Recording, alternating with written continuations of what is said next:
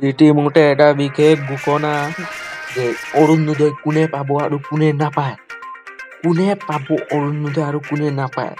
যোনবোৰ মানুহৰ গাড়ী চৰকাৰী চাকৰি আছে সিহঁতে অৰুণোদয় নাপায়। আপোনালোকৰ কাৰণে এটা বেয়া খবৰ যে আপোনালোকে অৰুণোদয় নাপায়। যোনবোৰ মানুহৰ গাড়ী আছে চাকৰি আছে আৰু যোনবোৰ মানুহ একেবাৰে বিকলাংগ আৰু বিধৱা সিহঁতে চবতকে ফাৰ্ষ্টত পাব অৰুণোদয় আঁচনি আৰু সিহঁতে পাব 1200 টকা মাহত। আৰু এইটো আমাৰ ডক্টৰ হিমন্ত বিশ্ব শৰ্মাৰ লোৱা নিৰ্ণয়।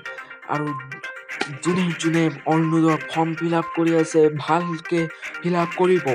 আৰু ইয়াত আপোনাৰ ইনকাম চাৰ্টিফিকেট লাগে বুলি কৈছে, কিন্তু এতিয়া আমাৰ মামাই কৈছে যে ইনকাম চাৰ্টিফিকেট নালাগে বুলি।